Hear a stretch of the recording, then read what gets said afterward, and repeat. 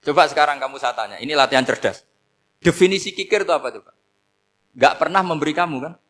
Artis-artis Jakarta, tokoh-tokoh nasional pernah gak memberi kamu?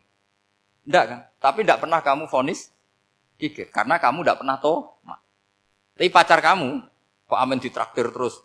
Atau istri kamu, atau mertua kamu, kok enggak ngasih warisan, kamu bilang kikir enggak? Sebabnya kikir betul apa karena kamu tomak, berharap? Tomak. Maka di kitab tasawuf itu enggak ada bab kikir, yang ada bab tomak. Karena asal usul menvonis orang kikir itu karena tamak. Maka jangan banyak kenal orang, nanti banyak hukum kamu kan. Sombong juga gitu, di tasawuf itu enggak ada bab sombong. Karena orang hukumi orang lain sombong itu karena kamu ingin dihormati. Ada orang enggak kenal, terus lewat saja enggak tanya kamu bilang sombong enggak? Enggak kan? Tapi kalau kenal, oh sombong betul, kenal enggak tanya kan. Jadi tasawuf itu sisi unik dari khazanah Islam. Makanya di tasawuf itu enggak ada kritik terhadap kikir. Ya tentu kikir itu buruk, pasti ya kikir itu buruk. Tapi enggak perlu dikritik. Jangan-jangan yang salah kamu. Mau kenal Pak On di PPAI terus ingin jadi sekretarisnya. Terus ingin kenal Pak Jokowi ingin jadi menterinya. Nanti kenal rektor ingin jadi pegawainya. Ketika enggak diturutin bilang Pak Rektor kikir. Tapi orang lain ya Kak pernah berharap. Mungkin enggak menvonis Pak Rektor atau Pak On ini kikir. Enggak kan? Berarti vonis kikir itu status orang itu apa enggak kesampaian niat kamu? Memang agak jelimet ilmu tasawuf itu, tapi itu unik. Itu bagian dari khazanah apa? Islam. Makanya Rasulullah itu sering isti'adah minta perlindungan wa min toma'in fi ghairi matma'in. Ya Allah, saya tidak ingin berkeinginan yang tidak layak. Karena semua dunia ini dimulai dari keinginan. Coba kamu protes negara itu karena apa? Ingin makmur, sejahtera tanpa kerja, sehingga nyalakan menteri keuangan, menteri ini. Makanya kalau guyonannya ulama tasawuf begini, tak beri bocoran. Guyonannya orang tasawuf. Begini guyonannya. Anta lam tajid min nafsika kullama turid. Fa kaifa turidu min ghairika kullama turid. Kamu yang punya keinginan saja tidak bisa memenuhi apa yang kamu inginkan. Kenapa keinginan itu kamu timpakan ke orang lain untuk memenuhi kamu? Wong kamu yang punya keinginan saja tidak bisa mewujudkan. Kenapa keinginan Anda kamu timpakan, bebankan orang lain untuk memenuhi keinginan Anda? Misalnya kamu, Gus saya ini goblok, tolong pinterkan. Wong kamu yang ini saja tidak bisa. Kok menyuruh saya? Jadi kalau tiap tasawuf itu unik. Seperti kamu mencintai istri tulen, itu ingin kan dicintai istri tulen. Kamu sendiri kan nggak bisa cinta tulen, masih pelengahan sana sini.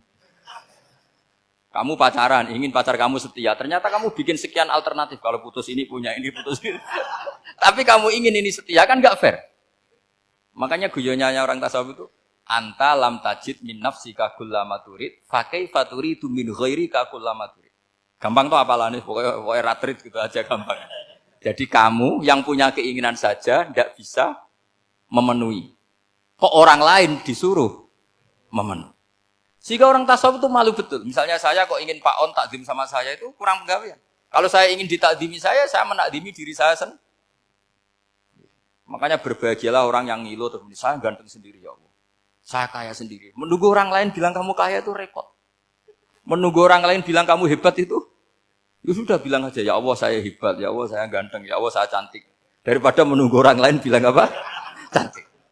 Jadi ilmu tasawuf itu unik. Jadi kalau fikih itu yang dikritik itu kikir. Kalau tasawuf enggak toma. Karena orang yang kamu vonis kikir itu jangan-jangan tidak kikir, tapi mementingkan yang lebih penting. Misalnya ada teman yang tidak pernah nakdir kamu, ternyata punya ibu sakit, uangnya dianggarkan untuk ibunya yang sakit, atau anaknya sekolah, atau keluarganya masih butuh biaya, ya, sehingga sama teman dia kikir. Hakikatnya kikir apa mementingkan yang penting? Tapi kamu karena gak pernah ditraktir menvonis kikir. Nah, ini pelajaran. Jadi makanya yang dianteni ilmu tasawuf itu tomak, tamak tadi kalau dalam bahasa Indonesia, bukan kikir. Karena vonis kikir itu akan disematkan orang yang tidak kesampaian hajatnya. Makanya bapak saya itu, keluarga kiai itu ajarannya itu. Yang penting jangan berharap dari orang lain. Ini Pak On saksinya, saya dulu benahin terjemah itu enggak pernah ingin diperlakukan seperti ini. Ya ngaji aja. Karena pikirannya keluarga kiai itu sederhana. Kalau ngamal ya ngamal saja. Ngamal itu heroik. Makanya buyut-buyut kita semua ini kan pahlawan semua. Membela negara Indonesia jadi merdeka. Ya enggak pernah kebayang jadi presiden, menteri. Tapi sekarang enggak, ngamal sedikit saja harus jadi menteri jadi. Ini bahaya kalau dalam kelangsungan bernegara karena orang biasa transaksional. Awal negara ini dibangun berdasar heroik bukan berdasar apa? Transaksional. Tapi sekarang orang akan membiasakan itu. Apa-apa itu transaksional. Ini tidak bagus untuk kelangsungan bernegara. Apalagi kelangsungan beragama. Sehingga seperti saya ini masih punya desa-desa binaan di Sragen, di pedalaman Papua sekalipun. Saya punya santri banyak di Papua. Itu kalau cerita itu unik-unik. Itu mau Jumatan, itu enggak ada orang 40. Sudah datang setengah 12, itu datangnya 3 jam. Di situ mau ketemu santri 3.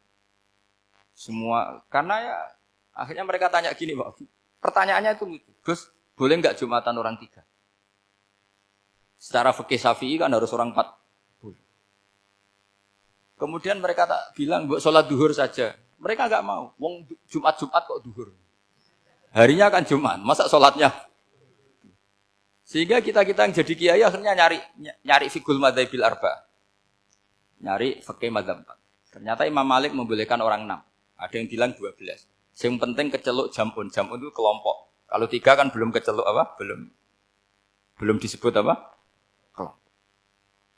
Ini penting saya utarakan supaya kita berjuang itu bukan karena service seperti ini kayak di Ulil Albab, masjidnya keren, kampus swasta tertua, terus termasuk nomor 1, 2 di Indonesia. Oke, kita syukur dengan kebesaran UI. Tapi yang namanya dakwah itu menjadikan orang tidak tahu menjadi tahu, termasuk kepada desa-desa tertinggi. Sama. Yang namanya menteri itu pembantu presiden untuk memenuhi kebutuhan rakyat banyak. Sekarang misalnya menteri pertaniannya itu hebat, cerdas, tapi petani nggak mau nandur padi, mau apa? Coba yang membantu ketahanan pangan itu para petani mau nanam padi apa karena menteri pertanian? Karena petani mau nanam. Ya sudah GR saja, kita pembantu presiden semua. Karena ikut menyumbangkan ketahanan pangan. Tapi kamu kan nggak digaji, kita keren, ngamal tanpa harap gaji.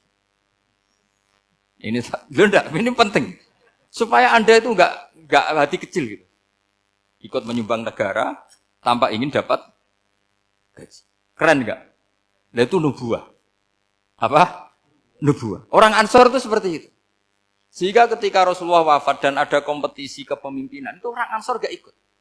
Sudah kita makmum saja, silahkan dibagi di saking baiknya orang Ansor. Nah, makanya saya ulang lagi ya.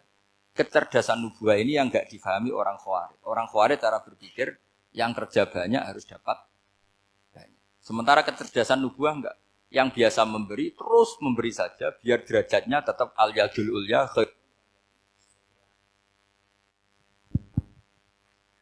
Bismillahirrahmanirrahim. Ini saya baca supaya dapat berkahnya ulama-ulama dulu. Karena ini dikarang oleh ulama yang dipakai rujukan seluruh dunia. Begini, qala Ibnu Taimiyah, ma'rifatu sababin nuzuli yu'inu ala fahmil ayat. Jadi mengenali asbabin nuzul itu membantu memahami secara benar ayat itu.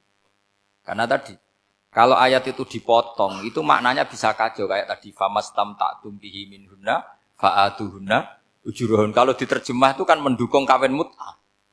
Kalau terjemahnya saja, perempuan siapa saja yang pernah kamu nikmati, yang penting kamu bayar. Itu kan aliran sesat dan menyesatkan.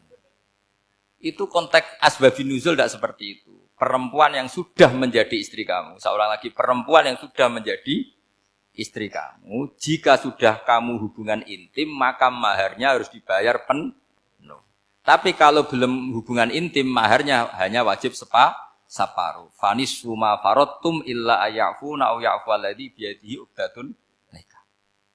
Tapi tadi kalau di Indonesia gimana Gus? Ya itu yang repotnya. Maharnya itu tadi mau kena atasan dan apa? Bawahan. Wah kacau kalau di Indonesia. Sehingga kita bingung kalau dalam logika Arab kan gitu. Bayangannya kalau cerai, kata Allah, fala ta'khudhu min syai'at.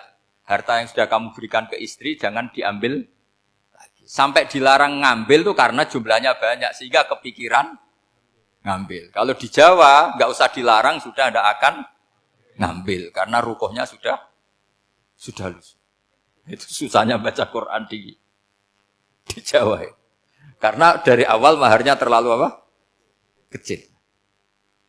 Terus beliau Imam Suyuti termasuk di sini menyontohkan yang pasti salah kalau difahami yaitu tadi ayat apa itu fa'ina matuwalu fastamman apa wajib.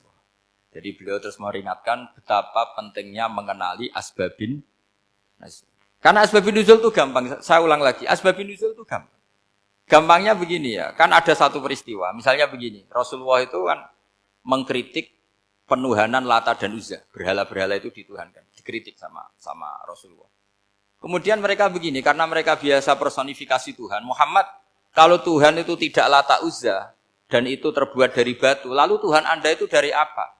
Amin fiddotin audabin, lalu Tuhan Anda ini dari emas apa dari perak? Karena mereka nggak bisa membayangkan Tuhan tanpa dipersonifikasi. Terus Allah menurunkan qul huwallahu ahad, Allahus somad, lam yalid wa lam yulad wa lam yakul lahu kufuwan ahad. Karena otaknya mereka sudah begitu, yang namanya Tuhan itu harus dipersonifikasi. Makanya saya kemarin di Korea seminggu, cerita yang paling unik gini Pak On, ada bos Islam, ada bosnya TKI yang baik. Mereka mengizinkan pekerjanya sholat. Bareng sholat tuh diingeti ke atas, ke bawah. Kok nggak ada arcanya? Sehingga setelah sholat dibilang, apa saya berikan berhala sekalipun? Karena nggak kebayang ada orang sholat kok tanpa berhala, tanpa Tuhan. Yang kamu sembah itu mana? Kok nggak ada? Apa tak belikan? Jadi unik. Nah teman saya yang satu unik lagi. Dia termasuk pegawai Garuda. Yang derekno saya ke Korea itu orang pegawai Garuda.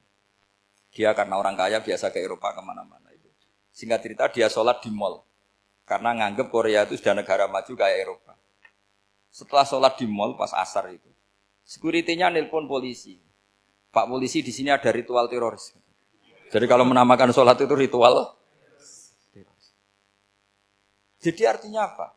Ritual-ritual yang kita lakukan itu macam-macam cara pandang. Orang ateis itu kan Cina kan Korea itu kan ya Cina lah, Korea, Jepang, RRC itu kan sipit.